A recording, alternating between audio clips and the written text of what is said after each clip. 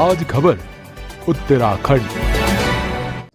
देहरादून शहर में street light की मेंटेनेंस का काम देख रही आस्था इलेक्ट्रिकल कंपनी ने भुगतान न होने पर अपने हाथ खड़े कर दिए हैं और शुक्रवार से कंपनी के कर्मचारियों ने सभी कार्य ठप करते हुए दीनदयाल पार्क के समक्ष अनिश्चितकालीन धरना शुरू कर दिया है।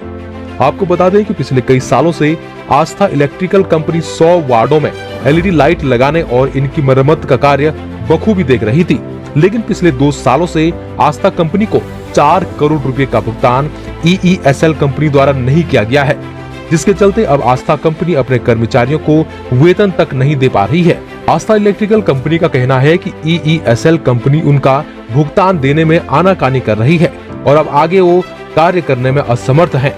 वहीं आस्था इलेक्ट्रिकल कंपनी का कहना है कि इस बाबत उनके द्वारा नगर निगम के नगर आयुक्त को कई बार लिखित रूप से अवगत भी कराया गया, लेकिन उनके द्वारा कोई सकारात्मक कार्रवाई नहीं की गई, जिसके चलते उन्हें 1 जून से कार्य बंद करने का फैसला करना पड़ा है। नमस्कार सर, मेरा नाम चंदन शर्मा है। मैं आस्था इलेक्ट्रिकल से प्रोजेक्ट मैनेजर हूँ। हमारी कंपनी पिछले 5 साल से यहाँ पे मेंटेनेंस का काम करती है नगर निगम देहरादून के अंतर्गत। अब मामला ये है कि पिछले 1 साल से हमारी कंपनी को ना पेमेंट नहीं किया गया है EESL के द्वारा। अब आपको हो गया EESL के द्वारा नहीं किया गया है, तो हमारी कंपनी नगर निगम और EESL से संबंधित है ना। नगर निगम EESL को पेमेंट करता है और EESL हमें पेमेंट करता है। तो EESL के द्वारा हम कॉन्टेक्टेड हैं, तो हमें पेमेंट EESL के द्वारा नहीं किया गया। उसका कारण ये बताया गया कि आपको जो सेटिस्फैक्ट्री सर्टिफिकेट मिलता है, जारी होता है, वो हमें 1 साल से जारी नहीं किया गया। जब से नए नगर आयुक्त जी आए हैं, मनोज गोयल जी, तो इनके कार्यकाल में हमें सेटिस्फैक्ट्री सर्टिफिकेट नहीं मिल गया हमारे काम का, जबकि हम काम ईमानदारी से करते हैं, समय पे हम सही लाइटों को सही कर देते हैं, है सर। तो हो क्या रहा है कि वो सर्टिफिकेट जारी ना होने की वजह से EESL कंपनी ने बहाना बना के हमारा 1 साल का पेमेंट रोक लिया है। कितना पेमेंट होगा लगभग? हमारा पेमेंट सर लगभग 4 करोड़ के आसपास है, और उसकी वजह से दिक्कत ये आ रही है कि हमारे सर भी आए थे, बॉस आए थे अभी 3 दिन पहले। उन्होंने 2 महीने की सैलरी तो हमारे कर्मचारी को नहीं मिली अब तक, लेकिन आगे के लिए भी उन्होंने हाथ खड़े कर दिए कि भैया जब आगे से आएगा तब हम आपको देंगे।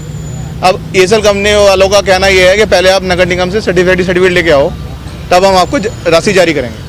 कहाँ कहानी फंस है सही बात सर? देखिए, हमें 2 महीने सैलरी नहीं मिली है बिल्कुल भी, और स्थिति हमारी इतनी ख़राब हो चुकी है कि भैया प्राइवेट बैंक से कुछ लोन भी लिए हुए हैं, दूध का भी है, दही का भी है, बच्चों की फीस भी है। बल्कि अभी पिछले महीने मैंने अपने बच्चों की कॉपी किताबें नई क्लास में आए तो कर्जा लेके दिया। अब कर्जे वाले सर हमें परेशान कर रहे हैं। अब सर हम बताओ कहाँ जाएँ? हम सर बड़ी बेरोजगारी में पिस गए ना इनकी आपसी उसमें। अब हमने अपने साहब को बोला कि भैया सैलरी दे दो। साहब बोल रहे कि हमारी सैलरी नहीं, आगे से पैसा नहीं आया, मैं कहाँ से तुम्हें पैसा दूंगा? ठीक है जी, अब हम क्या करें? धरने में बैठ गए सर। अब पैसा देंगे तभी आगे काम चलेगा, वरना हम कहाँ जाएँ बताओ? हम तो यहीं पर सर हमारे तो नौबत आगे मरना पड़ेगा हमें। अब ऐसा ना हो कि आना टाइम में आत्महत्या न करनी पड़े। वहीं नगर आयुक्त मनोज गोयल का कहना है कि हमारा इनसे कोई विवाद नहीं है, हमारा अनुबंध EESL से है और हम उनको पहले ही भुगतान कर चुके हैं। इनका इशू जो है वो EESL जो एक भारतीय सरकार की वही उपक्रम है, कंपनी है, PSU सेक्टर की कंपनी है। तो उनके साथ यदि इनका कोई इशू है तो ये अपनी बात इनको उसी कंपनी के साथ करनी पड़ेगी। हमारी तरफ से इनका कोई डायरेक्ट लिंकेज नहीं है और हमारी तरफ से कोई अनुबंध या कोई एग्रीमेंट इनके साथ नहीं है। ये सीधे EESL के कर्मचारी हैं और EESL को हमने जो उनका जो पेमेंट उनका बनता है वो उसका बड़ा अमाउंट हम उनको ऑलरेडी दे चुके हैं। जो पेनल्टीज़ लगाने की आवश्यकता हुई है वो पेनल्टीज़ वगैरह लगा के हम उनको अमाउंट दे चुके हैं। तो इसमें हमारी ओर से रिलीफ किसी को नहीं दिया जाना है। जो रिलीफ मिलना है EESL के माध्यम से मिलना है। आज खबर के लिए देहरादून से विकास कुमार की रिपोर्ट।